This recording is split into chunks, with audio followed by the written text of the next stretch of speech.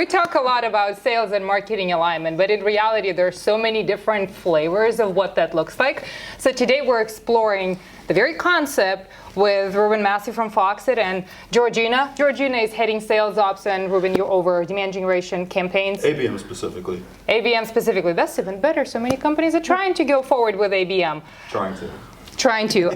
So before we get into kind of the discussion, tell us a little bit what your day-to-day looks like. Tell us about Foxit. What you guys, what's your market looks like? What's your go-to-market motion looks like? Reuben, we'll start with you. Yeah, absolutely. Obviously, heading up ABM, I'm running LinkedIn-specific campaigns where we can target certain job titles and demographics. A lot of our messaging aligns with being the #1 Adobe alternative, which I would say is our #1 competitor, right? And we come up with our messaging and strategy, trying to take market share. We have a e-sign product that is relatively similar that we're trying to catch DocuSign in the G2 quadrant as of recently, right? So a lot of exciting things happening, but also it takes a village to kind of put it all together from a product perspective and then also from like a go-to-market perspective. Ambitious goals, love it. Yeah.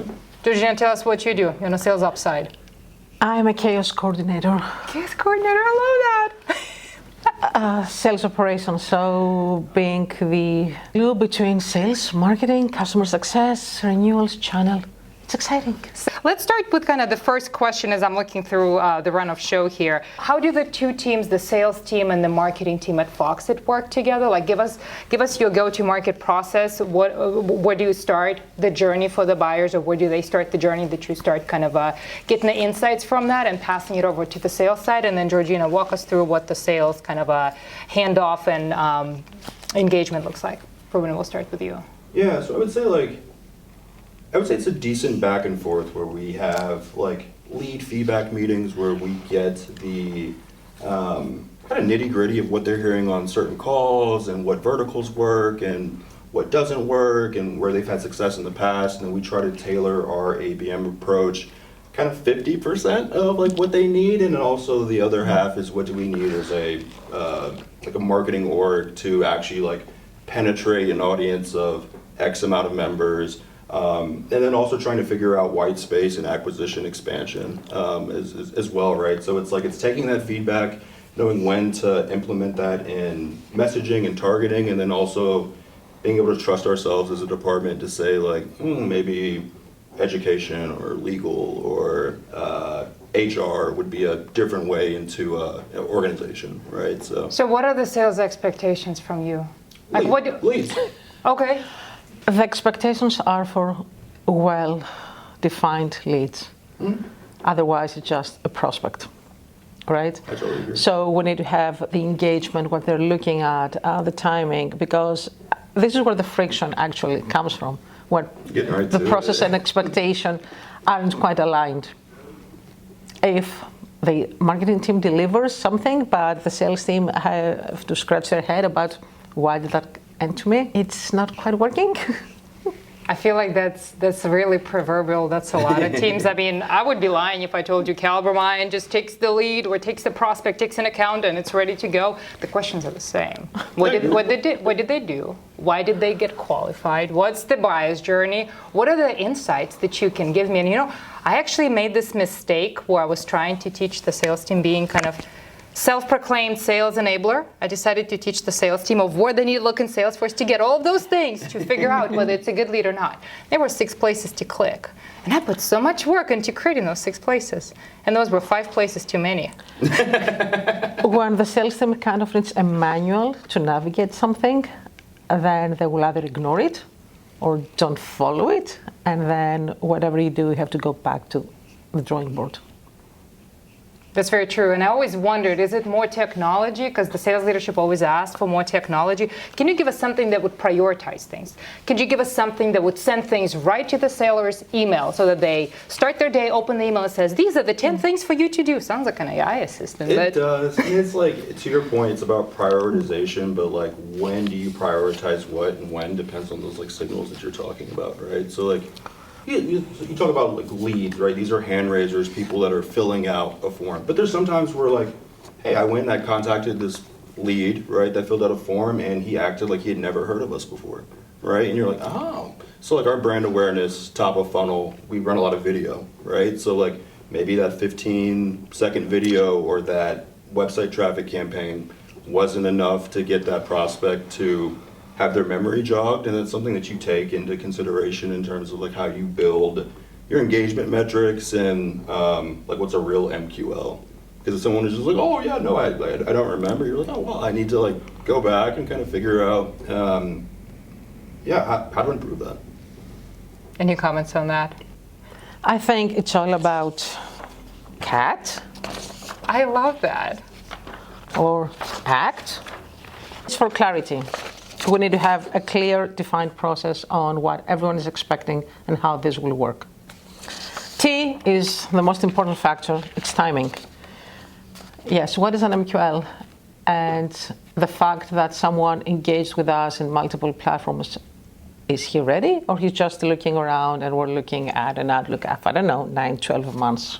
The or tire whatever. kicker traffic. And A is for accountability. Who is responsible to do what and by when? Because the process might seem too simple and straightforward.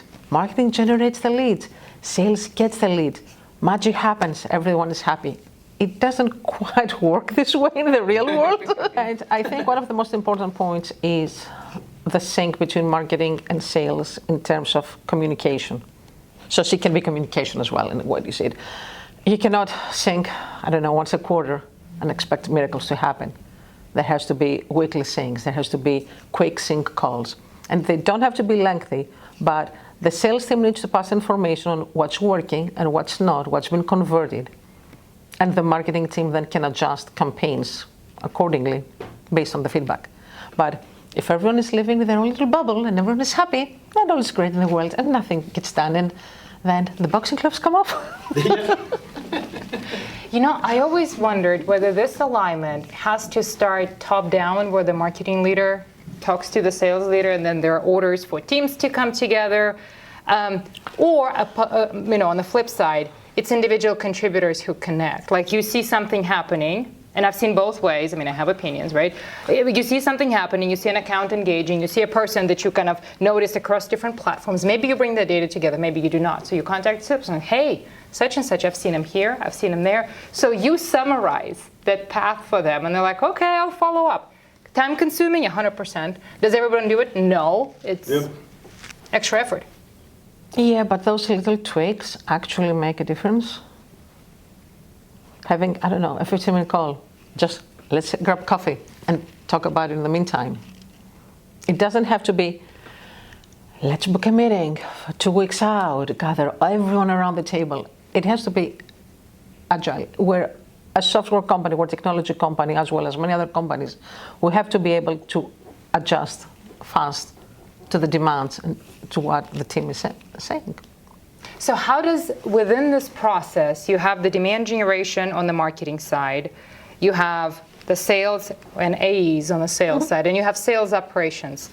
What, in your mind, how does that process of syncing goes? Should marketing be talking to sales operations because sales operation becomes that hinge between marketing and sales, or should they go directly to sellers trying to kind of establish that line of communication? That's a hard one. And I think that depends on what your end goal is. Marketing should definitely talk to sales operations when it comes to systems, to processes, to how we clean up, prioritize, modify, and all that part. But if everything they want to do comes through the sales operations, then the timing goes out of the window, because we do have a lot of things to work with. Maybe that's not a priority for us at the time. So it all depends on what you want to do and what's the impact. I feel like we work together best, Georgina, though, on the system side of things. It's like, okay, we're getting all these leads from LinkedIn. They're coming in just like a regular CSV export, right? Like, what's the process of cleaning the data, right? I'm going through manually to make sure that our ICP is kind of like front and center with those director level and above IT titles, or procurement and finance, and making sure that just from a very basic foundational level that we have alignment there. The higher level conversations of whether those leads convert or what the ACV is going to be for a certain vertical, et cetera, that's attached to that lead is, I think, a different conversation. Yeah. But I think like we work well together in at least the handoff portion and what's required from a data perspective, right? To get things uploaded and followed up on just from a basic level. So, when I think systems, with the speed of everything developing, you're smiling, you know where this is going. I think so, but go ahead. I mean, I've been in the trenches. I mean, I empathize. So there's the training piece, the technology piece, the complexity, and kind of the world of the unknown piece. And I've always felt that marketing, demand gen, was closer to technology adoption because we just look at new things all the time. The sales side of the house, sometimes there is a little bit more dependency on legacy stuff, right? And sometimes the new shiny things and legacy do not play together very well. So you end up with, hey, did you check your inbox? This new tool would have sent you the top 10 hottest accounts or whatever that is, right? And then you're back to the same communication issue because the process was not thought out. One of your letters, whichever one stands for process, unfolds into maybe accountability, maybe communication, maybe all of them, right? Accountability is a good one. So how do you bring together this, the system complexity, the human behavior, the expectations, and still trying to hit KPIs? A lot of tools in the market. And every day you hear of something that you haven't come across. And yes, you do feel the urge to evaluate and look at the next shiny object. But the challenge is how do you incorporate that to the existing processes, because there is no replace overnight. And then, of course, it's, again, what is the end goal? If I'm bringing in that tool, what am I trying to achieve? How will it play with what we already have? Or what do we need to tweak or adjust or modify to make that work better than what we have today? Everyone wants to use new tools. Like, we don't currently have like a ABX platform, right? So there's But we've been through two different or three different ones. Before my time, legacy, right? We need the L You there. see the experienced one here. But I will say, though, that the simplicity of narrowing the POC of ABM just down to LinkedIn and proving out its worth there, and then going out to something that gives us more signals, I think is the way to do it. So we're doing kind of like a bare bones approach to see if we can just use what's native to us initially without adding on that complexity and not an understanding if the business is ready to take that on, if the teams are ready to kind of take that on. But I do think as leads continue to come in and we increase volume, you are going to need more signals, especially if you want to sell into enterprise, right? Like, you think about what would prompt a company to be interested in Foxit, right? They might be coming up on their Adobe renewal, right? Are there signals around that particular action that we could aggregate together in an ABM platform? Are we ready to even try and figure that out? Or is it more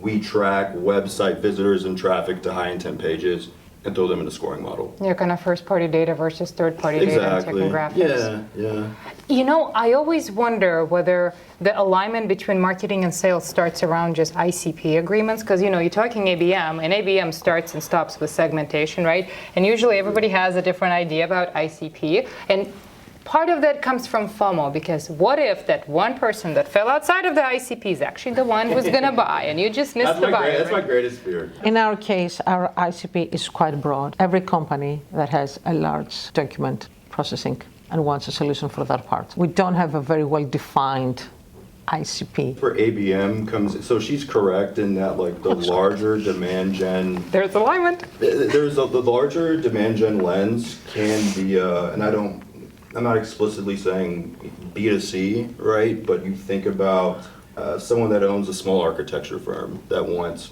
10 licenses, or a real estate agent that is trying to send out contracts to her clients and customers, right? There's that, and then there's ABM, which is the B2B side, where it's like we want the CIO, we want the head of information security, we want the IT, inventory, asset management From that director, enterprise segment. Yeah, so it works in tandem, right?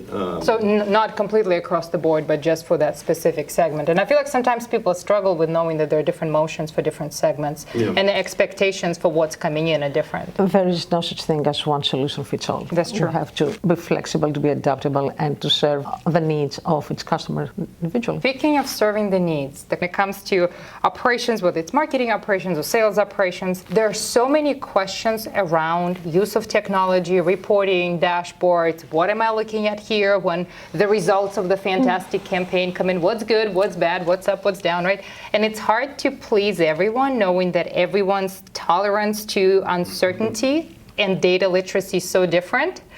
The same chart can be interpreted in two different ways by two different people, right? So talk to me about balancing the different asks between the two teams that could or could not be aligned on top of that. First and foremost is, what are we trying to achieve? Why are we doing that? Yes, everyone comes with their own request. I want this, I want that, I want the other, and it's great. And that you just sit there, listen to them, you smile, and you go, okay, what are we trying to achieve here? And if we do that, are we breaking something else in the process? Because that's also important, we need to understand. So understanding the big picture and what is the outcome, what's the impact to the company, it's how we can prioritize, because unless it's focused on growth or efficiency, then it kind of goes to the back seat. When it comes to reports and dashboards, I think every company around the world has more than they can digest, because each team is creating their own version of the truth. I think having a CRM, it's easy for a single user to create their own. And then the fun is when you get the same data and you interpret them differently. You know, that idea of competing priorities and people not really knowing what they want until they see it, speaking of data, people can meet multiple times to establish the requirements, the KPIs. The teams are trying to align on what it is that they want to measure and track so that they can align and where they go, from the initial stages. But then when they see data, a lot of the changes, like, oh, that's what it looks like. That's not what I wanted. I wanted something else, right? And the iterations start. And just managing those expectations. And I feel for ops, like a lot of that falls on the ops to educate, to talk about limitations, for marketers to say, this is something I cannot pull. But then you have the sales team, which is the third piece in the trifecta, right? And none of that matters to them. Like, who is that person that I need to talk to? When all of you guys agree on your tech, who is that one person? Because sometimes we try to engineer and do microsurgeries on processes. Well, the sales team at the end of the day, they just want the name and what they did. Okay, they ultimately want pipeline and one revenue. My job is to target and segment to a point where I give them the highest chance to make that happen. And to your point, there's always that gray area of what knobs and levers are you kind of pushing and turning to make that happen. And it can be difficult with an organization to kind of figure out what that looks like from lead all the way to closed one. Because you've probably heard this before. It's like the buyer journey's not linear, right? You don't say. Right? Like, sorry to break it. You're shocked too. Me too. Yeah. Sorry to break it, everyone. Yeah, it's not linear, right? But we've all been doing this long enough to kind of know and understand that, right? And so I feel like a lot of people don't know what to do with that statement, right? So it's not linear. It's like, oh, okay, now what, right? And you have to build a system to try to capture the pinball nature of human behavior and try to do that, I feel like, as best as possible. It's not going to be perfect, but I do think there are foundational pillars that you can hang your hat on where marketing and sales can both agree to say, we'll agree on this specific set of titles. We'll agree on this employee range.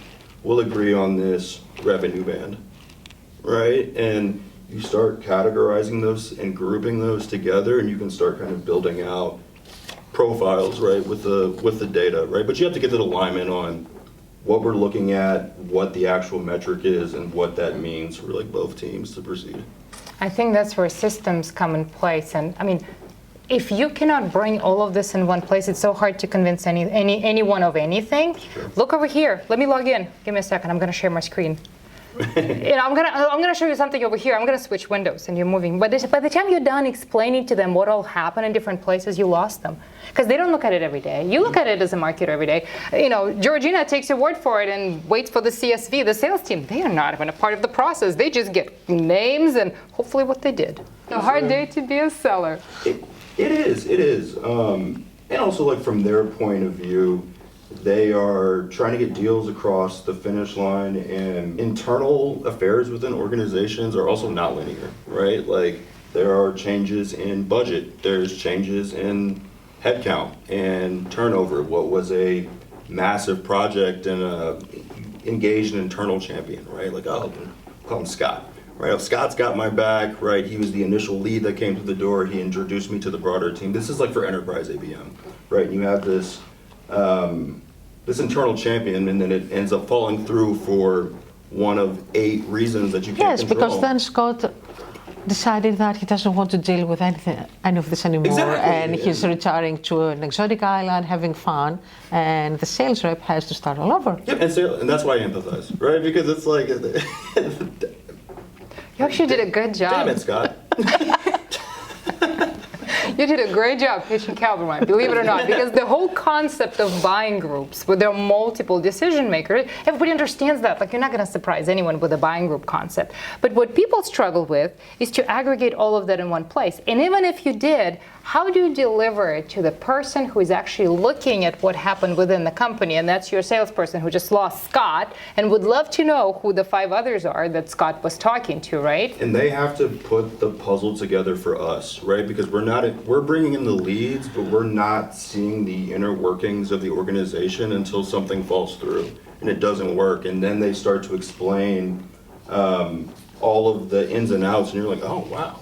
Right, and so it's like a learning experience, right? When things work, which is great, but also when they don't work, it's like, oh, this is very convoluted. It's probably the right word, right? But there's so many different things where that hinge on a deal closing. It can be very fragile, right? And so that's where the empathy comes from, where you can have all the systems and tech and everything to point everybody in the right direction, but if the company wants to go in a different direction and suddenly it's not on their roadmap, I guess the best you can do is provide all of the intelligence. I'm curious where you see this process breaking. I think you have to provide the necessary intelligence. You cannot provide all of the intelligence, but you have to provide something that is relevant. Define relevant. What the sales team can actually use. Would that differ from salesperson to salesperson, or is it something you can categorize? I think it can go both ways, because selling is also about relationship, and how each and every one of us develops relationships is different. So it could be different for a rep, but at the same time, it could be that for mid-market, you could categorize a bit more. And I've seen sales reps who are more savvy to utilize all of the signals that come in. They would actually look at web pages visited. They would ask for, can you pull everything that this account did, which was music to my ears. I said, pull you everything that they did? I will pull you everything that they did. I'll stop everything I'm doing right now. The best one that I got, somebody told me, I don't want to see your ABM stuff anymore. Can you just send me yellow pages for Christmas? I think I'll be more successful. Is this still a thing? Yellow pages? Your brand awareness is too good. I mean, I think the notion was I was expecting too much, which kind of brings me to the next point. Marketing being in the weeds of the systems and the all of the insights and intelligence and the data that keeps coming in. Does that make you biased to have expectations of others be just as curious as you are and dig around? Maybe fluency in compiling reporting. Maybe your sales counterparts don't even have that, but yet you get frustrated because what you expect them to do, which to you is natural, would not be natural to them. The more experienced user or the newest generation that rely very much on technology and they want everything at their fingertips and they're doing things around, or then you have the sales enablement and sales operations teams take you by the hand. Okay, this is how we're going to do it. Let's have a refresher course again. So you can do it on your own. Maybe next time, let's just hope on that part. I want that hand back. I know you do. It's always a mix and match. There isn't something uniform that, okay, here's the report feel free to knock yourself out. Because, as I mentioned earlier, we're looking at the same report, the same data, and we interpret them differently. So this is also about, what is it? A for alignment. When we're looking at this report, how do we all align on what that report Interpreting the data. is interpreting? How do we interpret? And no, that's not what you think. This is what we discussed. But if you have to make a guide for each report, then you have failed at a certain point, and you need to go back and review where the expectations versus reality link broke. Especially if you operate internationally, where the team in Europe sees things differently than the team in Canada, and you have to make it easy for everyone. Cross-cultural, international, different rules of engagement. Exactly. But we have to touch it. This is the world we're operating. This is our day-to-day business.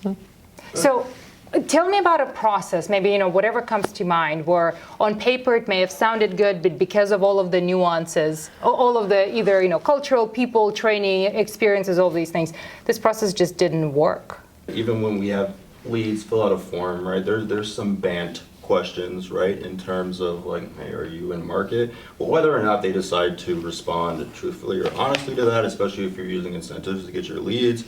I guess to go back to what you were talking about like, I guess, cultural differences and how it's different marketing in North America versus EMEA, et cetera. One thing that's like obviously, to me, very obvious and that comes to mind is like, you can run incentive marketing in North America, you can't run that in EMEA or in APAC.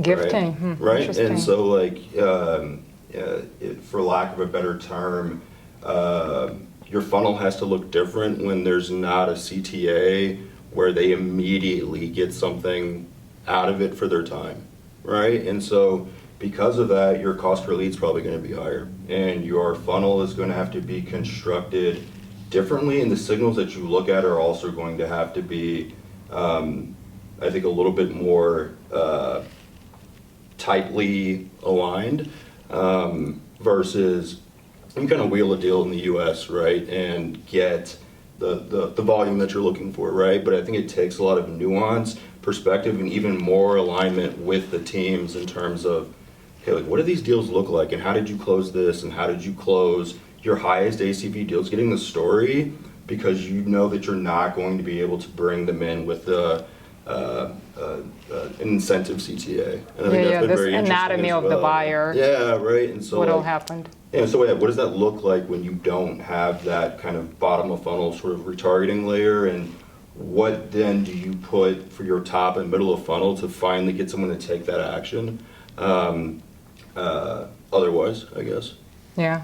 I don't know, I feel like in other parts of the world, whether it's APAC or Europe, it's almost like you have to apply, and this will sound a little harsh, but the psychological marketing warfare to get people, to take the action that you want, because here we're so conditioned and so lax about filling out a form. Oh, what's another form? Everybody got my data anyways, and I'm totally fine with it, right? In Europe, and that creates different expectations between marketing and sales. Well, what is marketing doing? It's not giving me anything for this region. Well, guess what? That region is completely different, but not having those conversations. It's really hard to set those expectations of what you can get.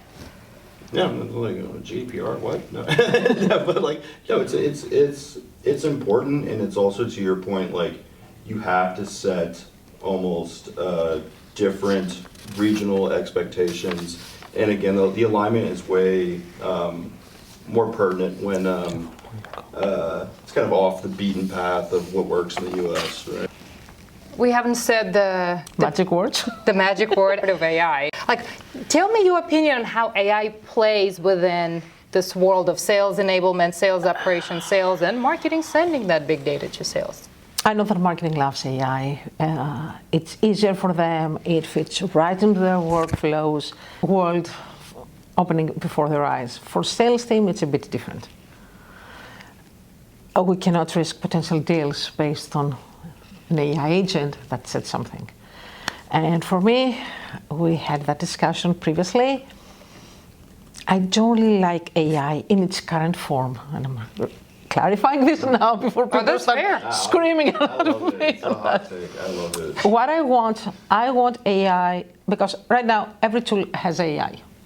looking at your CRM, Or they at claim your to be AI. email, at every tool has some form of AI. Whether it's real AI or not, we're not going to go into that discussion right now. What I want is AI as an orchestrator. AI being in the center, getting all the data, all the signals, all the insights, and giving me one outcome. And then decide if that's an actionable outcome, or it was very nice that this customer did all that. Let's move on to the next deal because the timing is not right. You need Caliber Mind. You don't need AI. What's your take on AI? As a marketer, I use it every day personally, and I'll say this for Okay, fixing email verbiage is not using AI. Let me clear on this. That's totally fair. I would say that Perplexity specifically, being on the campaigns team and needing to understand competitive angles and messaging and where we went on pricing, etc. AI allows us to aggregate all that information and put it all in front of us, and then we take the human element of starting to categorize it into how we want to go to market with it, right? And I think as a tool in terms of research, it's invaluable. Using it to identify signals and categorize those signals and then translate it into buyer intent. We were just talking about like sociology and human psychology. You need that human element, right? And I don't know if it's quite there where it can aggregate everyone that has come to our volume request page and that's seen our demo page, and then what percentage of those visitors convert, right? That's like our highest intent page that someone needs to like come and fill out a form. But if we can put together compelling messaging on how we went against Adobe or how we compete with DocuSign or Wondershare, et cetera, and build a correct funnel, I think that's where it excels in making us move a little bit more faster and nimbly, getting campaigns to market, and then if things aren't working, we can reiterate quicker, right? AI is still tied to certain things. You need to have clean data. You need to be able to align on your workflows. Somebody had to ground us with all the crazy stuff. Yeah, I'm sorry, guys. And you need to have a good change management process. And then it comes about training the sales team, not just to use it, but to trust the outcome and the insight that comes out of the AI. I think too, like from a marketing perspective, a lot of it is on us to provide solid templates to give to sales so they can trust the output, or give them a template to where they can personalize it or tweak it based off of their region or their knowledge and specificity, their account list, and then be able to go to market confidently with the building blocks in place instead of just being like, oh, here's a custom GPT and just kind of Which you can share, sadly. Right, I think the sales team is mostly looking into content, prompt, and positioning. I don't think they want the ready-made templates that marketing will create for them, because marketing has a certain flair of positioning things, while sales team has a kind of different approach. So give them the small things that they need to make their own templates, which will sound better, more authentic. Fair. No, that's totally fair as well. It's the personalization aspect that, like, whether we give them the building blocks to build the personalization, whether that comes in a template, again, it's alignment, right? Like, how do we decide on what that route is and what makes the most sense for the organization is, I think, how you go about it. But to your point, yeah, it could be very well like, I don't need a ready, easy bake oven made template, right? I just need the bits and pieces to kind of put something together that's compelling for, think about ABM, right? Like, we're running kind of a one-to-many, one-to-few. But you think about a one-to-one motion, all the things that you talk about from an AI perspective kind of go out the window, right? Because it's a more relationship-oriented, buyer committee focused on this one company and their pain points and problems, right? And so, like, that would be obviously a different use case than, hey, we're trying to go after the financial services vertical or et cetera, right? So like that. Yeah, you're trying to figure out what level of granularity that you need to go into, but at the end of the day, we're just trying to make each other's jobs easier. So, right, if it's the personalization angle. Yeah, and you know, another interesting thing that you said, Reuben, so marketing is so used to being constantly short on time. Lots of stuff to do. So we're like, of course we're giddy. There's something that can write the blog that used to take me 3 hours and sweat and tears and a lot of pain while at The it. content creation part of it, Right? I have stronger, I think, viewpoints and parameters on. And we're not going to go there because this is not the topic of today's discussion. But, it's just this poverty of time, perpetual poverty of time. If something can help you get there faster, of course we're, jumping on the bandwagon. With sales, I guess there's more skepticism and they want to trust but verify. They want to understand why you say jump over here. Like they have to validate it. They feel like they're closer to the buyer. They would recognize those signals. So I am curious, that training piece that you were talking about, who would that training fall on? Do you think it's sales operations, or do you think it's just general entry into the workforce will be now AI training? General training is so nice and no one pays any attention to it. So what do you propose? It has to be from within the company. It has to be supported by sales leaders and sales managers. Yeah. And whether you're going to use a tool to do that, kind of a walkthrough on your daily flows and processes, or there will be falling to the sales enablement team, that remains to be seen. One thing I wanted to close with, so you talked about AI as an orchestrator. I love that idea. Once you have your data in a place where all of it is connected, right, you're operating against a very controlled, clean data set. And if you have users who have access to it, that user error, not knowing what people are doing, is almost like compensated for, because you made sure that whatever insights they extract from the data comes from clean, structured data, and there are guardrails for them. So it's almost like you can open it to anyone. However, if you just kind of give people access to general tools, I remember my first experience with ChatGPT. IT slapped me on the hand and said, don't you dare put in the Salesforce schema into ChatGPT. And I said, oh, I never thought about that one. But now I do. The possibilities are endless. Thank you. Exactly. Right? So it's almost like you have to think about these guardrails as you approach training, and how far do you go? No, you either train the model or you train people. In any case, training and repetition is there for everyone. I love that. So we started with collaboration. We ended with collaboration. Like, it doesn't matter where you go. Businesses are still made of people, whether you replace everyone with tech. I mean, you cannot replace everyone with tech. Let's be realistic. I fired my whole SDR team and replaced them with AI agents. Here's how much pipeline I booked in 30 days. People should time it, and 60 days later they should say, so how is it going? Literally, like how many misspellings did you say? How many just like unforced errors that you had to catch, and or how many times did you have to slap it on the wrist? Is what they don't tell you. Anything, any parting words? If things break, it's not the technology, it's not the systems. It has to do with the goals and the process. So make the process as clear as possible, whether it's a simple lead handoff to how complex the process may be. Timing is also important. If we just sit on leads, nothing will happen. Marketing won't be happy, sales team won't be happy. And above all, as you said, it's about communication. Have continuous feedback. Ask the questions, meet with the sales team, meet with the marketing team. The usual joke we have around the house is, you can go and ask. The worst thing is they will say no. But at least you have asked, and then they cannot come back to you saying, oh, you didn't do that. Well, I didn't, because when I came to you and I asked, you told me no.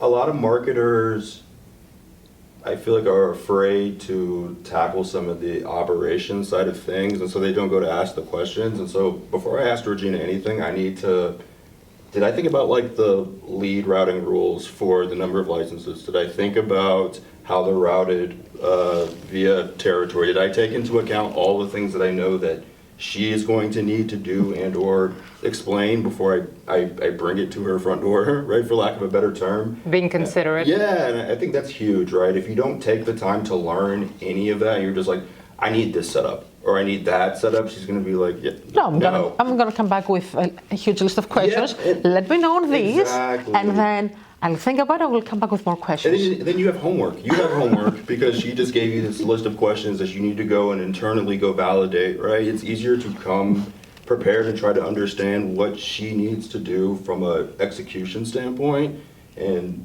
shorten that gap. And I think when people feel like they're participating, they're involved, they become more lenient on actually arriving to the final kind of destination as opposed to staying on that journey forever and ever and ever when nothing is decided, right? So I think involving people early on, I guess that's what you guys are saying, and giving people transparency and giving them the respect to learn what their day-to-day looks like so that that communication can land. And with this, we will finish today's episode of Hitchhiker's Guide to Marketing Analytics. Thank you, Reuben. Thank you, Georgina. Thank you, Thank Nadia. you. We'll see you next Wednesday on Hitchhiker's Guide to Marketing Analytics.